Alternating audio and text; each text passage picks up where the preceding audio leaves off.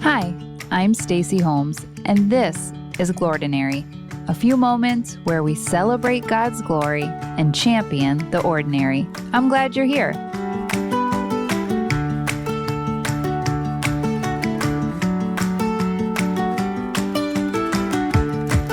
Hello, friends. Welcome to Glordinary. We've got such a fun conversation today with my dear friend, Lori Melton.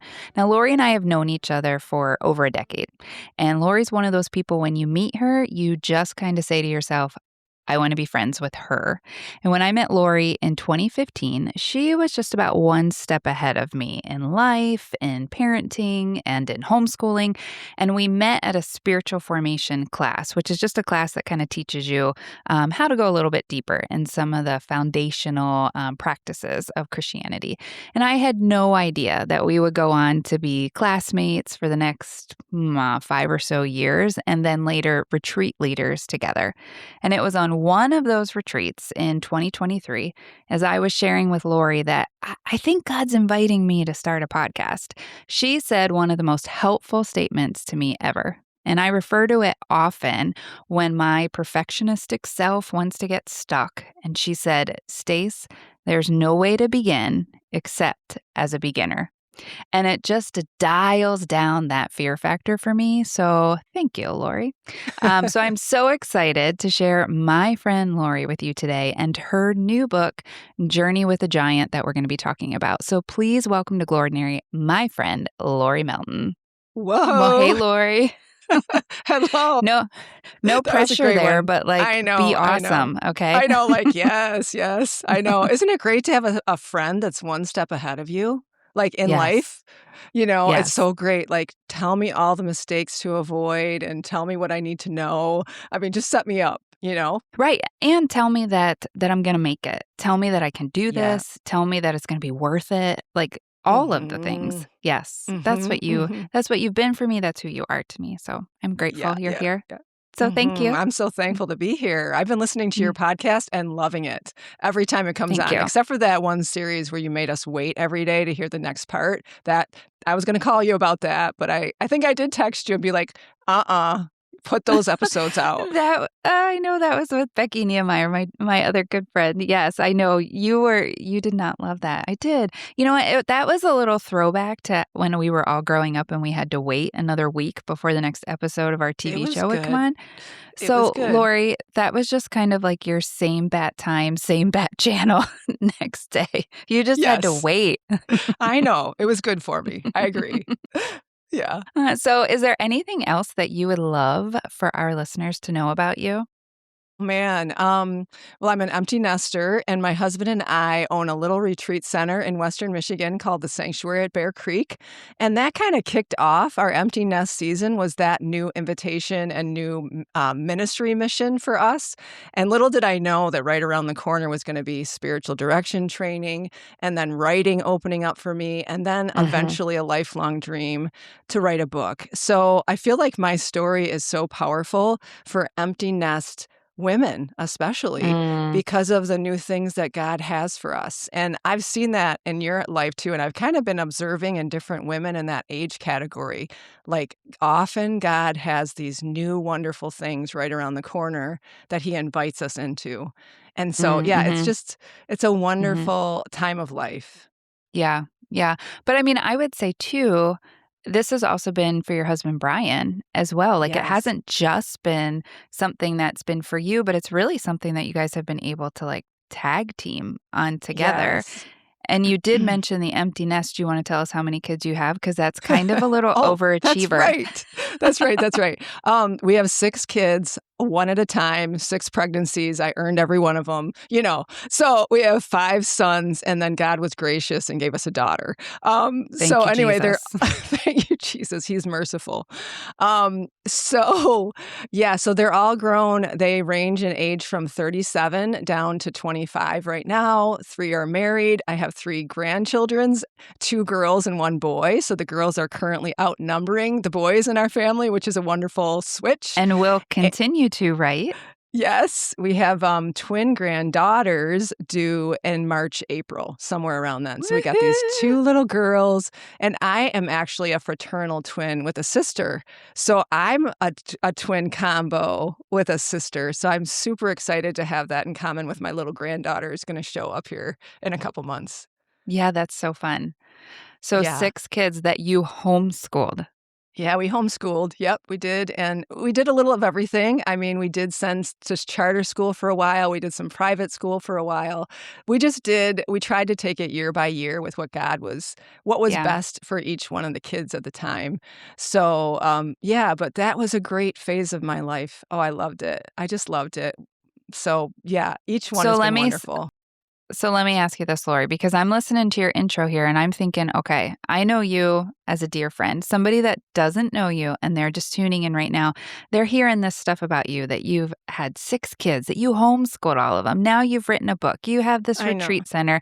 Nothing about that sounds very ordinary. It sounds like you're this superstar. So, Mm, um, how how would you describe yeah. yourself and say, "You know what? Actually, this has been a really long obedience in the same direction. This has been a very ordinary life." Because it's easy for us to hear and see highlights in people's lives, Right. and then we Mhm. think, "Pff, well, I can't do that. Like, I'm not that Yeah, I person." mean, those were all ordinary days. Those were all ordinary decisions. Whether we would have chosen a homeschool or not, it would have been day by day obedience to what God told us. And our Mhm. kids were in charter school for a few years, and I know how hard that is. That Mhm. almost seemed harder to me than homeschooling. Mm. Mhm. So if it seems extraordinary, I think every Mhm. path is extraordinary, Mm. um, because when you get called to that path, there's certain challenges to it that you have to Mhm. overcome that the other person doesn't. So it was a lot of ordinary days. It was Right. 25 years of being home with my kids and supporting my Mm. Mhm. husband, and Mhm. before the doors started opening up for me Mhm. individually after that. Mhm. Yeah. So, and even now Yeah. it's ordinary in a lot of ways because I'm getting ready for the kids to come over tomorrow, and I babysit, and Mhm. so it's a lot of that. It's Yeah. yeah. Mhm. Mhm. Yeah. Yeah, I love that. Well, I definitely wanna dive in about the book, but before we get there, can you tell me a little bit? I already know part of this story, but I like it. Can you tell Mm. me a little bit about how did you even meet Christ? Were you raised this way? Is this Mm. something like, "Oh, I was a Christian when I was 1." Tell Right, me right, about that. right. No, actually, I wasn't raised in Western Michigan. I was raised in Niagara Falls, New York. I was born there, Mm. so that's a fun fact about me. Born and raised in Niagara Falls, and we weren't a religious family. My parents started taking us to church, a denominational church, when I was in 3rd grade, and I was in Catholic school. Um, but I really didn't think about God. I really didn't have a perception of God in my life until a little boyfriend when I was 13, too young to date, all you out there with your kids. That's too young to date. But, we I had this little boyfriend, and he went to an Assembly of God youth group. And so he asked me if I wanted to go to youth group with him, and I'm like, "I'll go anywhere with you," because it felt like a date, you know? So, but when I got to the youth group, I recognized right away that the leaders prayed like they meant it, and they Mm. sang like they meant it, and Mm. they talked about knowing Jesus personally, and I was like, "What are they talking about? I don't even know what that Mm. is." Mhm. Yeah. And as they described it, and as I saw that Jesus could be a living part of our life, Mm. and then they, of course, would ask, there would be altar calls and ask if we Mhm. wanted to accept Christ. So anyway, I was going to that youth group for a long time, long time. Mhm. I'm going to say a few months. It's not a long time. But then we were going to a non-denominational church also in the evenings and hearing messages. And I was hearing messages about personal relationship with Jesus for the first time, and Mm. altar calls, and 2 young people in that youth group, they were both 18, a little couple, and we couldn't drive, my boyfriend and I, so they would pick us up and take us back and forth to church and youth group, and in this little VW Bug, that's what they had, and so we'd Mm. sit in the back seat, and they would answer all of my questions about faith, and they Mm. would disciple me and give me tracts and give me music. Well, in one of those church services when there was a altar call, they were sitting in front of me, And they turned around, and I wanted to go up and give my life to Jesus, but I was afraid. And the guy, his name was Sam, he turned around and he said, "It's time for you to go up." And I was like, Mm, he's right. Okay, I'm going up. And I gave mm. my life to Jesus. And I like to look at that because sometimes we think we shouldn't interfere in people's spiritual path. But when we're prompted by the Holy Come Spirit, on now. sometimes we need other people to prompt us. I Mm, needed that mhm. prompt. And so he Right. was obedient and I received what God had. And my whole Wow. life changed. I could feel it. I felt a weight lift off my heart at 13 years old that I didn't know I even had. And it was like my eyes opened for the first time. Like I saw everything looked different. Mhm. Yeah. Hmm. Mm. I Yeah. love And that story. our home was very broken at the time. My dad had been career military and, ended Oh, up I don't an think I knew that. alcoholic. Yeah. Okay. He and when he so he got out of the military when I was a baby, 1 or 2 years old, and then he tried to acclimate to civilian life, and it didn't go well.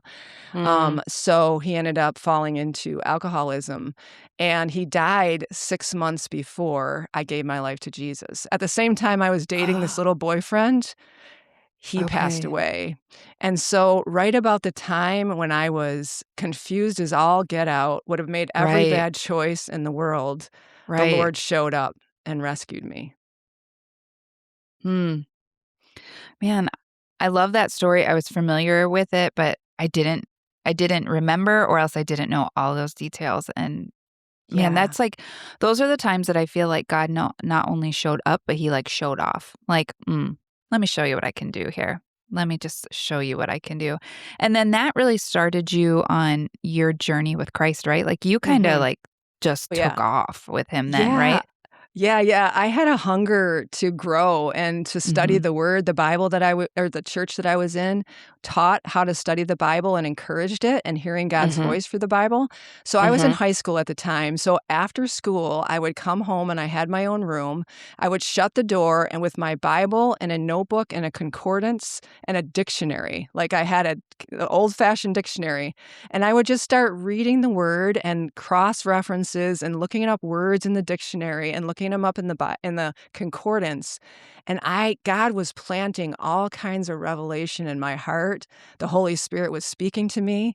And during those high school years after I gave my life to Jesus, not being living in the Bible Belt, I was the only Christian in my high school. So people couldn't understand me. So I Yeah. was very lonely. Like I Mm. was isolated. So it gave me Yeah. all that time to Mm. plant into my relationship with Jesus, which was my complete foundation. Mm. I love that period of my life. It was precious. It was my first love years with Christ and planted me so deep in the word and study and hearing his voice. Mhm.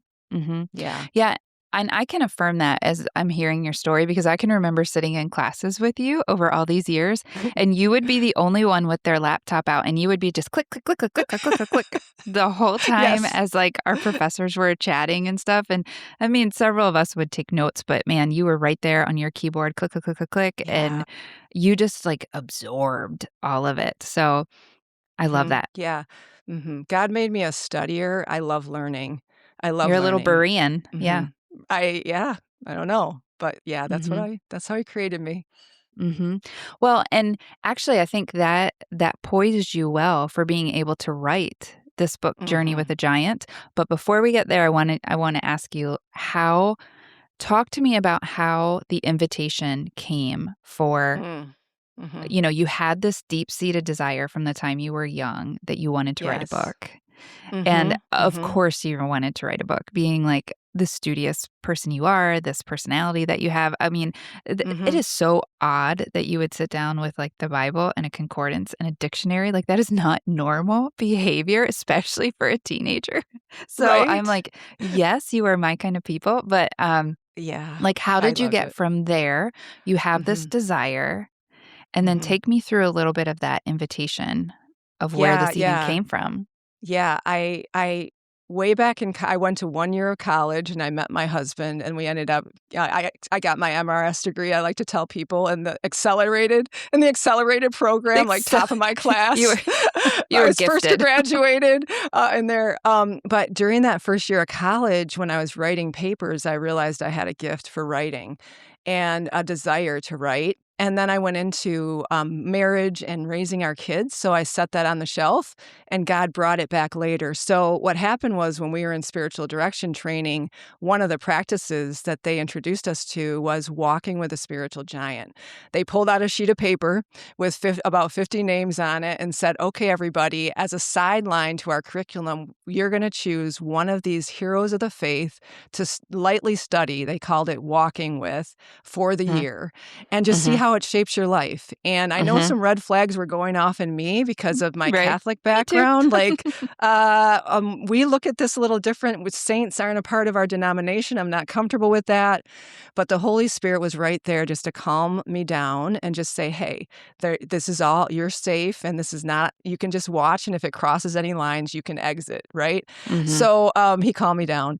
So anyway, during that year, I picked Evelyn Underhill. She was my first giant, and everyone in class picked their own. And we would just lightly study them and talk a little bit about what we were learning during class. And I mhm, was amazed how each person's giant was shaping them, ministering perfectly to who they were and the gifts they had. And I would like hear quotes from my giant in different areas where I was feeling challenged. And I was like, huh, this is interesting. So then the next couple years during training, they had us pick a new giant for a 2-year period. Same thing happened, only deeper mm, because we were spending mhm, even longer. So then mhm, we graduated from the program, and the following year, I was in a time like this right before the beginning of the year, and I was praying about, Lord, how would you have me grow closer to you this year? What do you want me to pursue in my relationship with mhm, you? And I had mhm. this little thought, I miss having a giant in my life. Like, we're not Right, assigned it anymore. I want to choose a new right. giant. Mhm, So, and at the same time, I was leading retreats, I was spiritual directing, and I was doing this practice, and other people in my life were asking me to teach them how to walk with giants. They mm, were like, "We've never heard of this before. Is this biblical? mhm, And can you teach us mhm. how to do it?" Right. And so I thought, "Oh my goodness, I know." And I was writing a little bit at that time for our retreat center, and I've been wanting a broader topic to write on. Mhm, So I thought, "Oh my goodness, I'll choose a giant to walk with, and I'll write articles throughout the year about the experience of walking with a giant that will mhm, serve as an illustration to people that read it about mm, what it looks like to walk with a giant, but they're just not going to read my story. We're going to start them in chapter 1, choosing their own giant. So they're going to have application all the way along to their own giant journey. So that's how it started, and immediately people in my life, I mean, there was a few friends that showed up and were like, "Can we walk with you right now?" mhm, So I started leading people in Walking with Giants mhm, then and have ever since been leading, mhm, leading, leading. And mhm, then it turned into a book. It turned into people saying, "This is a book idea, you should publish it." Try to mhm, get a traditional publisher, go to this conference, talk to this person, take this class. mhm. And, like, one thing led to another to where I was Right. standing, with a book contract with a big publisher Mhm, that they wanted this book, and this book mhm. so a dream come true, Right. just a Which dream come true. honestly is just so unheard of for a first-time author to get, like, a book deal like what you got Yes. is really Yeah. unheard of, but Y but yeah, what I yeah. love in even that story, which, I got to have a little bit of a front row seat to some of those details, but what I love about this story is even how you, described it, like, "I'm going to select a new giant," even how you refer to what a giant is, just a hero of the faith, someone in the faith that has just gone before you. But it reminds me of even how I described you in the intro of when I first met you, you were just someone that was just a step ahead of me. And that's Mhm. what really drew me to you. Well, that and I did like your sense of style. I really did like I did like your clothes, and Right. I did quietly stalk and find out where you shopped, and I did end up shopping at some of the same places. I never told you that. Wow. Oh, I wow. never That's good told to you that, know. but I Yes. actually did, purchase the exact same slippers that I saw you wearing once. I know you had brought slippers to our class one Yes. weekend, and I saw where you, got those, and I did actually buy the same So slippers. smart. So smart. I'm for that 100%. Yes. That is, like, the most stalker thing I've ever done, though. Just send me the So, link. I'm pretty harmless besides Yes, that. for sure. I For might buy sure. the same slippers, but anyhow, Yes. Yes. but I like how you describe that, like, these are people that are just a step ahead of us, and we can learn from their examples, just like I was learning some things from your example, and then they continue to walk alongside of us. So, can we Yes. unpack that a little bit? So, what Yeah. does the actual process of Journey with a Giant? What does that look like? How long Yeah. is that process? Like some of those Yeah. basic questions that someone might Mhm. have, like how long does Mhm. this last? What does this look like? Yeah. Is this Mhm. weird, or how long does it take? Yes. Can I do it Mhm. wrong? Some of those Yeah. basic things. Yeah, yeah, yeah, and how do I choose a giant? I don't know who to choose, which Right. neither did we, right? When they Right. said that to us, No. we would have been lost without Right. that list of 50 people. So, yeah, Yes. first of all, like, how do I know who to choose? And I've created a quiz. It's called the Transformational 10 quiz that people can go to my website and take, and it will give you 10 spiritual giants from history that resonate with your season of life, your struggles, your Mhm. desires, your spiritual gifts. And in Mhm. chapter 1 of the book, I walk you through selecting your giant, a process. And I give you a list like the one we got of Mhm. 50 people just to get the wheels turning about what a giant looks like. What are we talking about here? And then you Mhm. narrow it down, and the Holy Spirit shows you who to choose. And then Mhm. so this is laid out as a 1-year journey where you Yes. choose a giant and you focus on a little different category of their life each year. And the book is laid out in 12 chapters, one for each month. So Okay. all you do is you choose your giant, and then you Mhm. follow the instructions in the month that you're in, that chapter that Mhm. you're in the book, and you Mhm. just by the Spirit choose your path. You're listening. I'm Mhm. very intentional about. I'm not telling you exactly. I'm not laying out in black and white what you're going to do with your giant, but Mhm. having you listen to the Spirit for what He's showing you, what He wants you Mhm. to focus on, what materials He wants you to focus on. So each month you have your giant, and then, like, for instance, in the first month, I just have people choose a book or an audio series or a YouTube of your giant that you feel most drawn to. And doesn't have to be anything heavy, just something light to start. And so that is what 2 or 3 times a week you'll spend a little bit of time with that, what I call that resource, and you keep a journal Mhm. of things that the Lord's highlighting for you.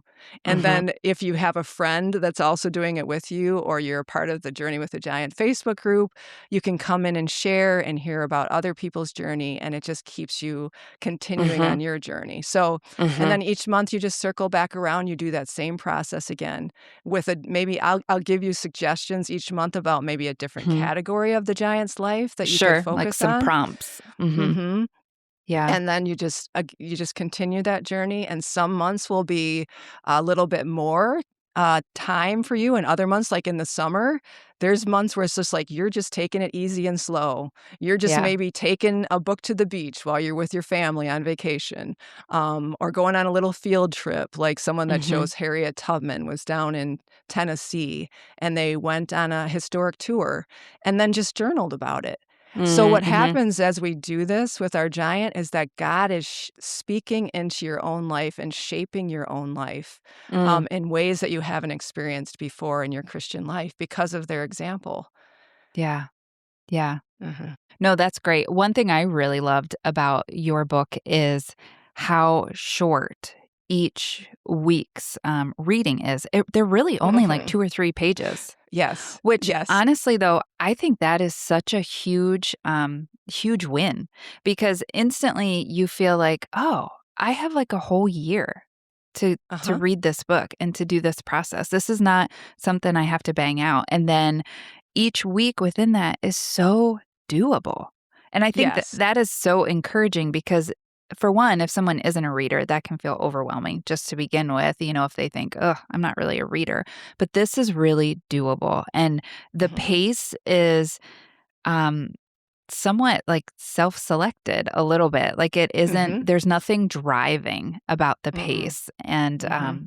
I appreciate Yeah. that. It's Mm-hmm. very individual. Like, some people will journey with a giant with just one like, I've had some people do one book for the whole year, and they just take bite-sized pieces, and they observe what God's Mm, doing in their life. Other people will be more of a studier, and they'll have more books they use, or some people will be like, "I'm not a reader at all. I just listen to audio," and that's great, you know? So it's super individual with what mm-hmm. type of person, what Mm-hmm. other things you have going on in Mm-hmm. your life. Yeah. I totally respect that. I know Journey with a Giant is not the only thing people have going on in their spiritual life. You're gonna Right. be doing it alongside other, Bible study or other Right. things you're doing. So, Right. yeah, Yeah. it's a simple practice to accompany your whole life, not, Mm-hmm. not overtake it. Mm-hmm. Mm-hmm. So, what would you say to someone if they're like, well, I really want to study someone that is like right now, that's living right Mhm. now? Or do you recommend that we learn from people that have gone before us, kind of that Hebrews 12 Yes, model, right? right. So I'm people that laughing. are deceived. Yes. I'm You I'm are laughing. laughing I'm like, because is this a this dumb is a question? well, okay, so, it is a funny question because, the theme scripture for journeying with spiritual giants, when we Mhm. first learned this, they didn't give us a Mhm. biblical passage to say, "And here's where you find this passage in scripture, just so you know it's biblical." So Right. afterwards, when I was Which would thinking have been about them, helpful. that would've calmed us, wouldn't it? It would Um have. but after I got out, I asked the Lord, "Where is this? Is this practice and is this a biblical practice?" And I Yes. remembered Yes. Hebrews 12, 1 and 2.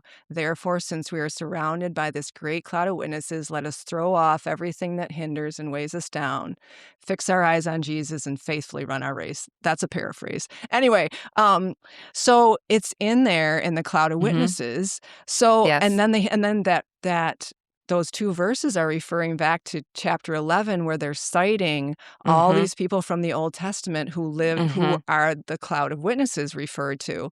Well, Mhm. every one of those had finished their race faithfully, Mm. including Yes. Jesus, who was the author and perfecter in that race. Mhm. Yes. So, as I was developing this practice, different people would wanna choose living giants, and I went back to our professor and said, "Okay, professor, why can't someone choose someone that's living?" And she said, "Because they have to have faithfully completed." That's a Mm. very important part of being a spiritual giant. They can be spiritual giant candidates. We're all spiritual giant candidates right now, but you don't join the hall of faith until you Mhm. finish your Finished your race. race. Yeah, that makes sense. That's You good. cross the finish line. So anyway, Mhm. just recently, I lead a Journey with a Giant Facebook group, and one of the gals in there, I know her, and she's like, "Okay, I chose my giant. It's so and so." And I was like, "Oh no, that person's living. They don't know they have to be dead." How do I say this affirmingly? So I gently said, "That's great. There's just one problem. They have to be dead." And people are like, "Oh my gosh, that's morbid." I'm like, "Well, here's Lori, why. you're like telling people to put a hit on the person they want to use as a giant. They have to be dead, I'm sorry." Doesn't mean they can't be an example to you right now. We all have Right. living examples Yes. beside us, but Mentors. Yeah. for this Right. practice, we are taking people who are dead. They are dead. Mhm. They're already in heaven. But I think that is a helpful distinction because that is actually one of the things that made me question when we started this process. I felt a little like, is this Mm. woo-woo? Like, Oh, yes. because is this talking Yes. to the dead? Because the Old Testament is very clear. Like, we do not do that. We do not do talking to the dead. So that is actually some of why I wanted to ask that question because it was a little like, "Ooh, I have a little pause in my spirit when I was hearing about the practice itself." But having this context of why, again, something that we didn't know initially, but having the context of why we do wanna wait for someone to have run their race and finish their race so we can learn from the whole of their life, I think is so helpful, and it's a really good distinction. Yeah. So you go through the book, highlighting Fred Rogers. Mr. Rogers. And can you tell me a few things?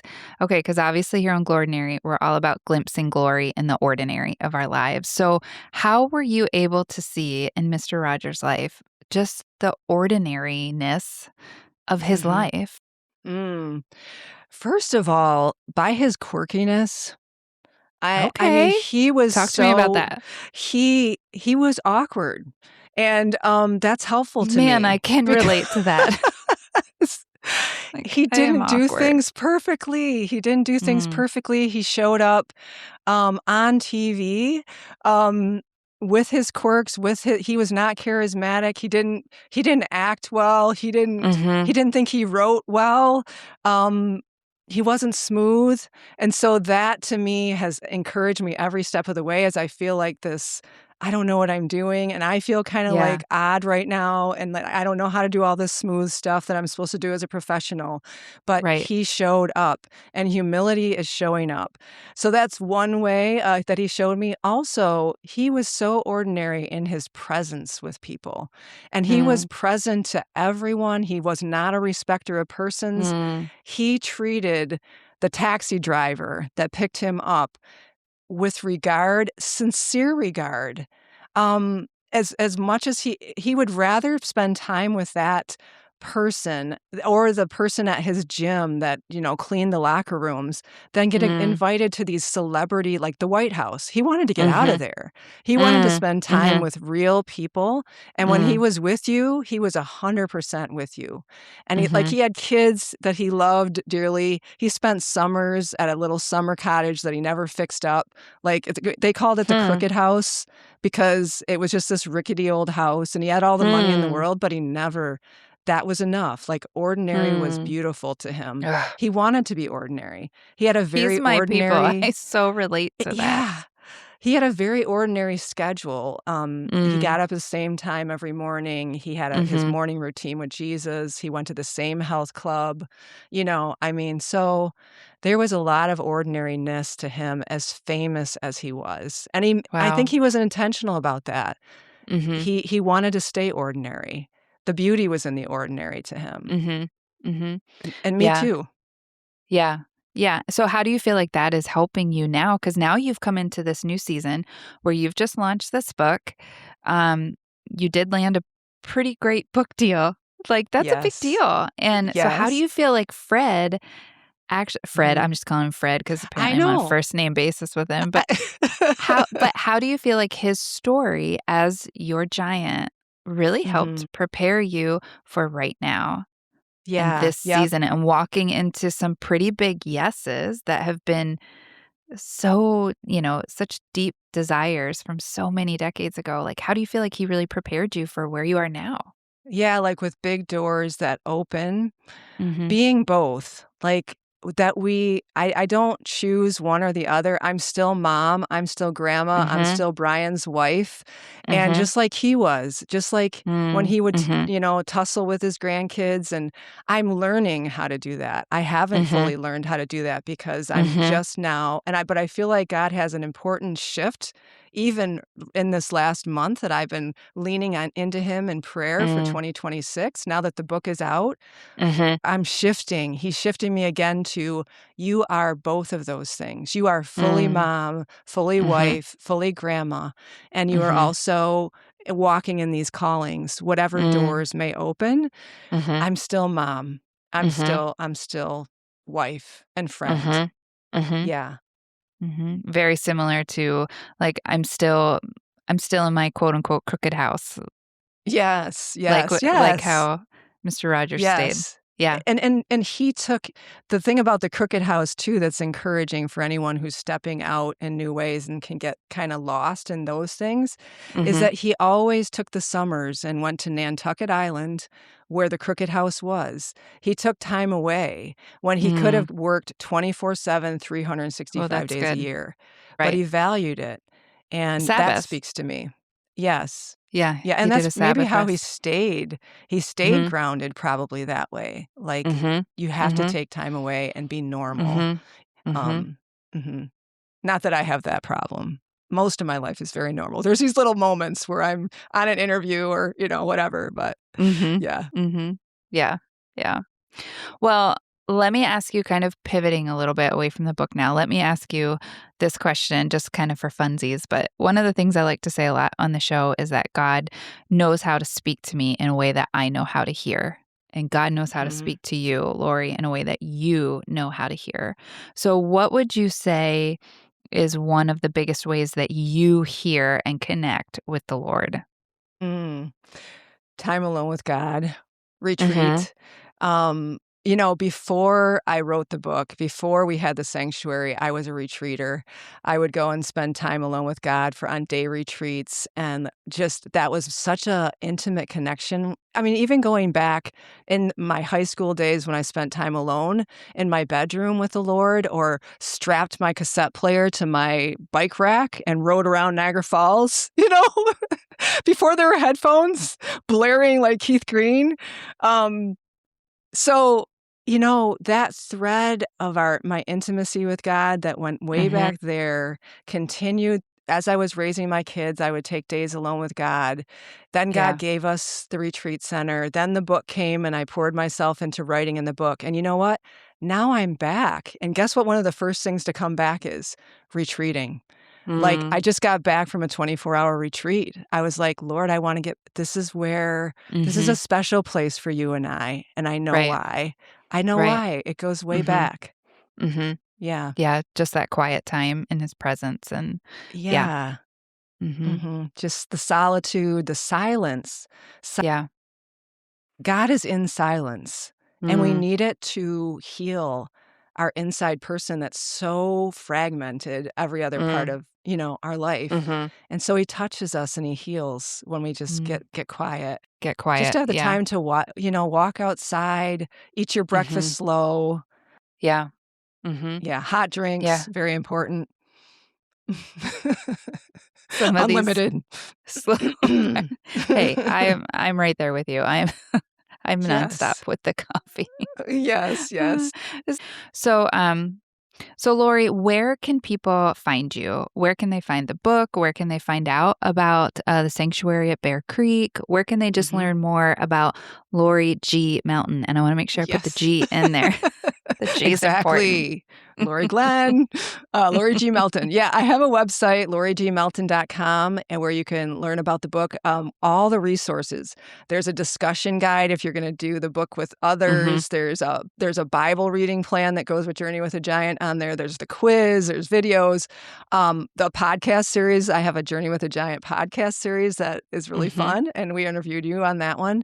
So Yep. that's at lorigmelton.com. And I have a tab on there for Journey with the Giant and also for the sanctuary at Bear Creek. So you can go to Lori G. Melton, click on Sanctuary at Bear Creek. That'll take you to that Mhm. website. So, Yes. yep, that's where you want to go. And the quiz is on there too. The quiz is a pop up. So you go to the website and the Transformational 10 quiz will pop up and you'll take it. You'll love it. It's so fun to get personalized It is, responses and to you. if I can speak to your little matchmaker quiz, it is incredibly accurate too, because I am in the hunt. That's a weird way to say that, but I am considering who I would like to journey with next in Journey with a Giant. And Mhm. so I had kind of like a couple of names that were like rolling around in my mind that I felt like, Lord, I feel like maybe you're stirring me towards these. But I took your quiz before, Yeah. well, I think I took like a beta version of your quiz because you were getting ready to roll it out. And the names that it popped back to me, these people were both on it. So I was like, Serious. okay. Wow. I love that. I'm I like, love that. It that is, works. it's an echo and it's also incredibly accurate. So yes. Yeah. Yeah. So I just Yeah. wanted to speak to that. Yes, it's good. And then how can someone buy the book? Where would they find it? On the website, you can go on there Okay. and anywhere you like to. It's available at your local bookstores. It should be all over, but Mhm. any online real retailer, I've got a button on there for you to Okay. purchase the book that way. So yeah, Okay. yep. Okay. So, and speaking of your book, let me just throw this out there. I actually bought this at Lori's launch night, her book signing night, and it's So fun. signed and everything. It's ready to go. But I would like to give this away to one of our listeners. So if I could have you just comment either on the Glordinary social media pages on Facebook or Instagram, you can send me an email to Stacy@glordinary.com. It's Stacy, Stacy. There's no E. Stacy@glordinary.com, or you can go on our Glordinary website page and just leave me a note. Talk to me, tell me anything of like, this was interesting, this was intriguing, this is somebody I might like to study, or I'm familiar with this, or loved your conversation. Tell me anything. Just drop me a note and we will enter you in a drawing and we will get this guy heading out to one lucky individual. So anyhow, that'll get you started on your journey with a giant. But before we go, Lori, anything that we didn't cover that you're like, I have got to share this, Stace, or I'm just going to be up at night thinking about? Yeah. Well, I think one thing that comes across my mind with Journey with the Giant and walking with giants was how I had been a Christian for 40-some years, a passionate follower of Jesus, and I had never tapped into this.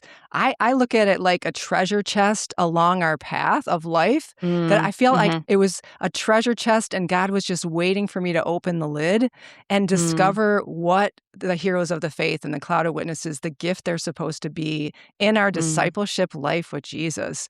So I just pray that your listeners, the ones that God is prompting to look into this practice, would discover that same thing. Like, oh my gosh, Lord, I can't believe how you have shaped me and drawn me closer to you through this practice that I had no idea was there, that even existed. And I mean, it just speaks so much about the endless ways that God has of knowing him. He's always got new ways of knowing him for us to discover as we go along. So, I'm excited because God knows about how that. to speak. He knows how to speak in a way we know how to hear. So it's beautiful. Yeah. Yep. And Well, I'm so thankful for our friendship. I mean, to have gone back 10 years ago and us meeting in spiritual formation classes, and then how our paths have intersected, and watching you do what God's called you to. Us linking together and saying, okay, we can see this in each other's life. Yeah. We think this is the Lord. Take that step. And watching him just be glorified in that. Yeah. In the Glordinary. Well, in the Glordinary. And it's like you told me, there's nowhere to begin except as a beginner. So it's not about perfection. It's just... I wish it was different. I told you I'd pay money to skip that step, but it's not possible. It's not. And there's a beauty in it. So I want to thank my dear friend and guest, Lori Melton, who is living a very ordinary life in a glordinary way, just glimpsing God's glory in the ordinary of her life. So Lori, I'm going to ask, could you send us off with our signature glordinary tagline? Yes, I would love to. So remember, friends, you're not alone in this. I'm praying for you. Have a glordinary day.